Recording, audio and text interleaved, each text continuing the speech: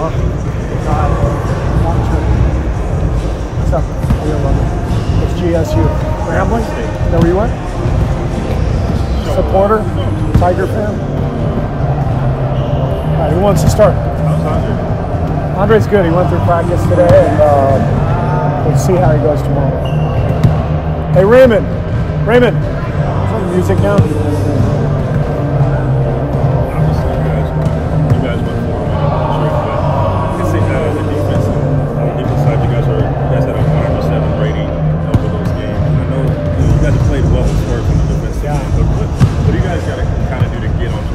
Well, your best defense is your offense, and you're going to give up 20-plus points off turnovers, which we did the last 3 games. Pretty hard to have a good defensive rating. I thought we did a lot of good things against Houston defensively in the half court, but 19 turnovers, careless plays, led to easy baskets. Can't guard those. Shut down Kristaps in 3 of the 4 matchups he's played against him. What's been the key there? You've been able to shut down who? Porzingis. Well, Porzingis is a pretty young player, and Draymond is a unique defender. The combination of size and quickness, you get underneath a dribbler. I thought the last time we played Porzingis, he was a little bit better. He started to adapt, so I think he's just a young player figuring it out. He was going against the Defensive Player of the Year, so it's not an easy task.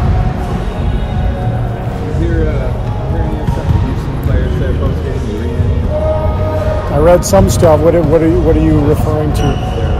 Fellas saying they're a better team, that kind of stuff. Will you show that to your players, or you just let Baby Draymond play? No, we don't need to show anything.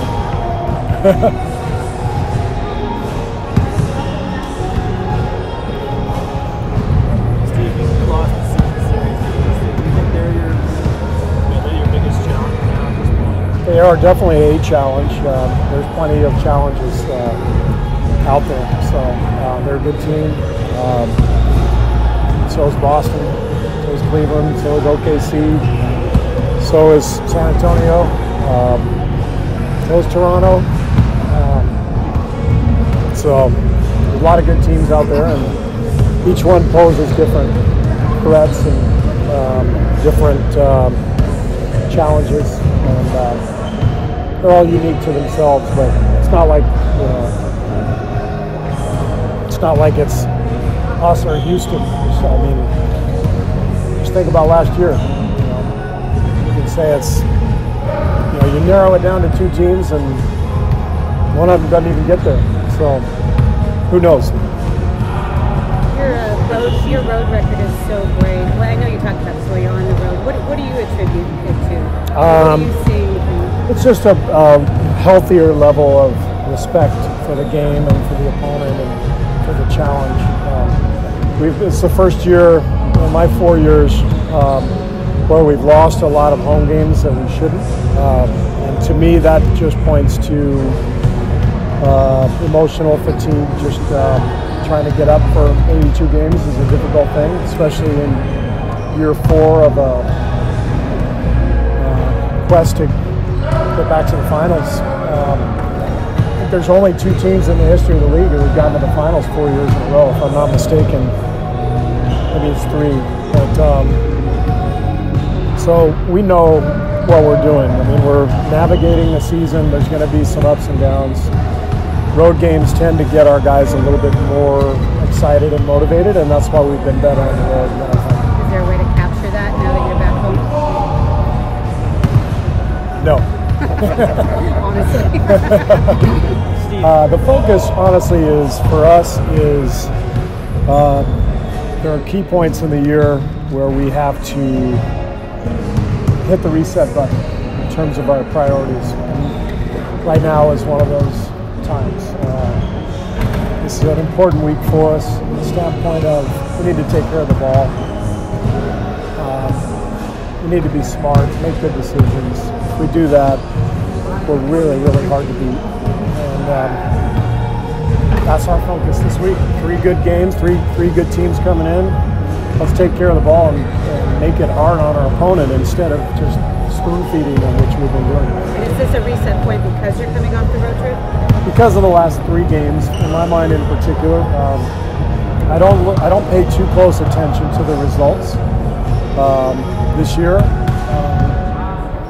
I pay close attention to trends, and we've given up 20 plus points off turnovers in the last 3 games. We're losing the possession battle almost nightly. It's one of our goals. We talk about it in training camp every year, win the possession battle. We're too talented. If we win the possession battle, teams have a really hard time beating us.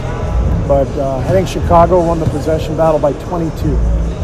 Not the possession battle, that was the field goal attempts. They were at plus 22 in field goal attempts. And we still won. But that's fool's gold, and that showed up in the next game against Houston. Throughout the season, when you've noticed trends like this and you've called upon the team to sort of reset the reset button, have they always been able to respond? Always, yep. So I have total confidence in our guys that they'll respond, and we're going to get a really good practice today, and we'll put in a good week, and we will really be focused on those areas that we talked about. So far, is there a need to show the video of the Rockets game? I mean, I'm curious to know what that was like. I showed video from the last 3 games because the point that I just made to Ann was it's a trend. It's not. I don't care who we're playing, so it didn't matter that it was Cleveland, Chicago, Houston, but it's just insane turnovers and complete lack of focus. 19 turnovers against Houston. We probably showed 5 of them. I showed maybe 5 from each game, so about 15 clips. Out of 19 against Houston, I could count on one hand the number that weren't self-induced. So, and that's not to discredit them. They did a good job defensively, but if we want to just throw 60-foot lob passes in transition and throw the ball out of bounds and throw the ball to them, it's going to be a lot harder for us to win.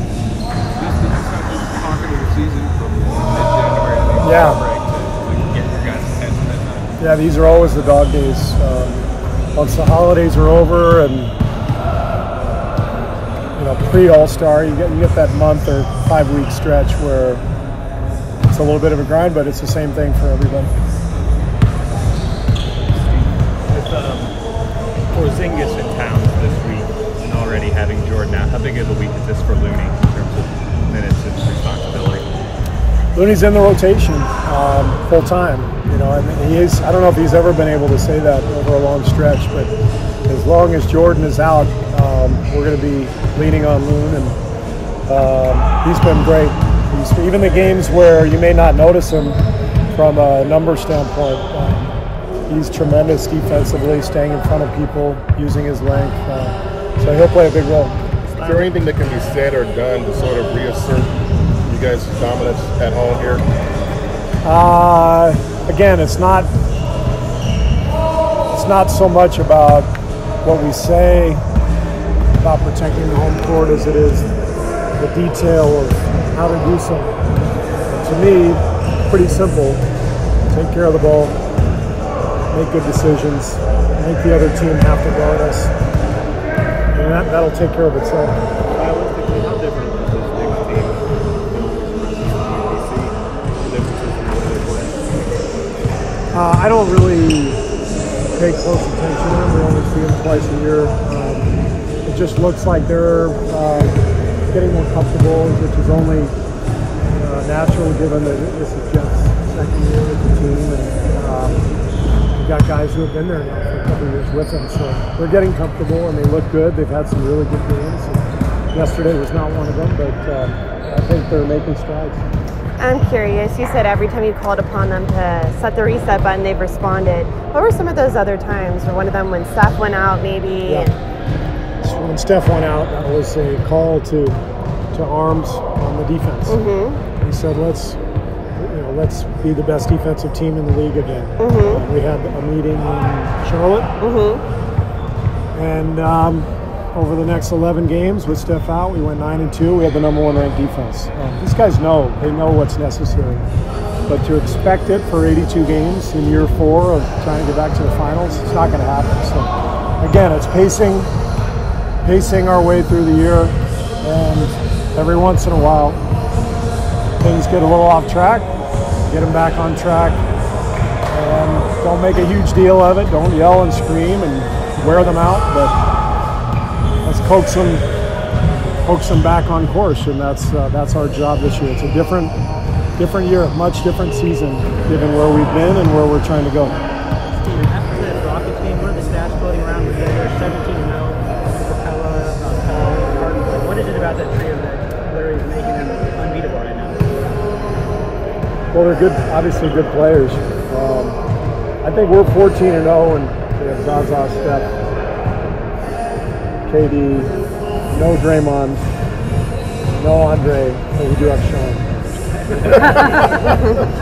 Remember the Celtics used to talk about they're undefeated in the playoff series when they had their, those stats are always great. And, when you have a really good team like Boston did back then, or Houston does now, or we do, there's a lot of nuggets you can come up with that are possibly, but not necessarily revealing. They're a good team. Can you feel the cumulative effect of these 4 years on this team? I mean, is it a tangible thing? Yes, and where it has truly been the most tangible or palpable is home games. Home games against lesser opponents. We've lost, how many home games have we lost? Six. How many playoff teams did we lose? Maybe 2 of those were playoff teams, current playoff teams. Houston and the Clippers. Pistons, yeah. So, but Clippers were without Blake Griffin, and we should have won that game, but we didn't. So we didn't lose those games the last 2 years. We dominated the home floor. So that's where it really shows. It's just, and I think it's hard for people to understand. Like, how can you lose that game? It's like, well, if you go to work every day for 4 years and you never get a vacation, you can be a little fried. It's the same concept. It's just, it's happening on a basketball court, but you would think guys would be able to get up for every single game if you haven't been in the NBA. But it's like Leslie Nielsen said to Kareem in Airplane, you tell your old man to drag Lanier and Walton up the floor for 48 minutes every night. The younger crowd right now is going, what the hell is he talking about? It's a classic movie, though. How many people saw Airplane? It's one of the great lines of all time. Kareem was right. All right? You tell your old man. You tell the fans to drag Chris Paul and James Harden up and down the floor every night. It's hard. And LeBron and Kawhi. So this is all normal. I've been through it as a player. We went through it in '98. We went 72 wins, 69 wins, then 96, 97, and then we won 62, I think, the following year. It's exhausting, mentally and physically. So you just got to be right down the stretch, and that's it's our whole aim as a coaching staff and as a team, and I really like where we are right now. I really like our position. Is there a detectable difference in the focus level between home and away?